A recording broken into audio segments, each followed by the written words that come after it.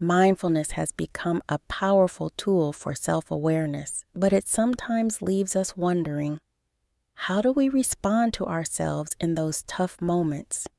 Today, we'll explore why self-compassion is the missing link in mindfulness and how it adds depth and resilience to our practice. Mindfulness teaches us to observe thoughts and feelings as they arise without judgment. Self-compassion is the key to how to respond to those feelings, especially during moments of pain or self-doubt. Self-compassion isn't just about recognizing suffering. It's about responding to it with kindness and understanding. Instead of simply noticing a challenging thought, self-compassion encourages us to approach it in a way that supports and soothes. In other words, mindfulness gives us awareness, and self-compassion gives us a way to care for ourselves through that awareness. Let's start with one of the biggest benefits. Self-compassion reduces self-criticism. Many of us struggle with a harsh inner critic, that voice that says, we're not good enough, smart enough, or capable enough. Mindfulness helps us recognize this inner critic, but it doesn't necessarily soften it. Without self-compassion, we might simply become more aware of self-criticism without knowing how to respond. When we practice self-compassion, we develop an internal dialogue that's supportive rather than judgmental. Neuroscience research has shown that self-compassion reduces activity in the default mode network, a network associated with rumination and self-criticism. By practicing self-compassion, we move the brain's focus away from judgment and toward empathy, creating a more balanced and compassionate mindset.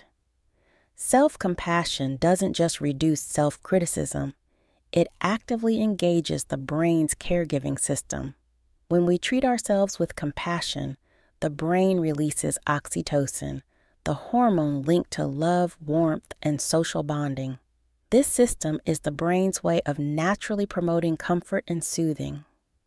Contrast this with self-criticism, which activates the threat defense system, flooding the body with cortisol and adrenaline, our primary stress hormones. So, when we're harshly critical of ourselves, we're putting the body in a state of stress. But by using self-compassion, we're calming this threat response and instead engaging the brain's soothing system, which helps regulate our emotions. Think of it as a natural way to manage stress and anxiety by softening our internal response, making us more resilient to life's challenges. Mindfulness teaches us to observe difficult emotions without judgment, but self-compassion helps us go further. It encourages us to respond to those emotions with care, which is essential for building emotional resilience. Studies show that people who practice self-compassion tend to be more resilient. They're better at handling setbacks, less likely to experience high levels of anxiety and depression, and more capable of bouncing back after difficult events. By acknowledging that suffering is a shared human experience, self-compassion helps us feel connected rather than isolated during tough times. This is crucial because when we feel isolated, we're more likely to spiral into self-blame or rumination. But when we practice self-compassion, we see our experiences as part of a larger human experience. This helps us cope more effectively by recognizing that we're not alone and that others also struggle and persevere. So, how can we begin to cultivate self-compassion alongside our mindfulness practice?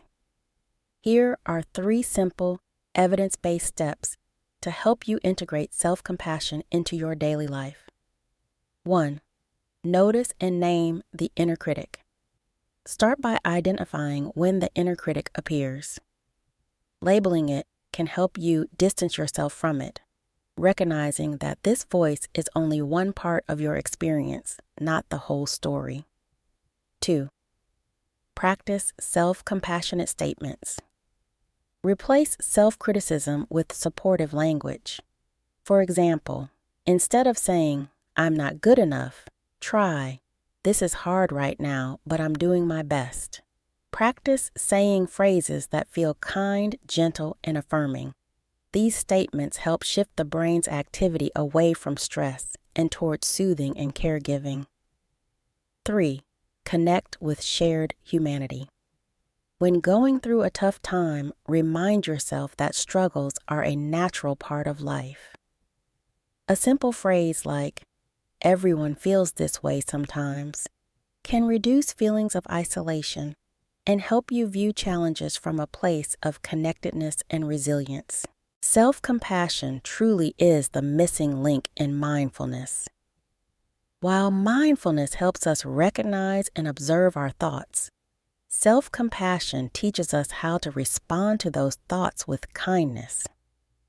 By reducing self-criticism, activating the brain's natural caregiving system, and building emotional resilience, self-compassion transforms our mindfulness practice into a supportive tool for long-term well-being. If you're looking to deepen your mindfulness journey, try incorporating self-compassion as a way to respond to yourself in difficult moments. And remember, self-compassion is a skill that takes time, so be patient with yourself along the way. If you're interested in exploring self-compassion more deeply or need personalized guidance to strengthen your mindfulness practice, consider booking a one-on-one session. Together, we'll tailor strategies that work best for you, helping you build resilience, manage stress, and develop a more compassionate relationship with yourself. Don't forget to subscribe for more science-backed insights into mindfulness, self-compassion, and building resilience. See you in the next video.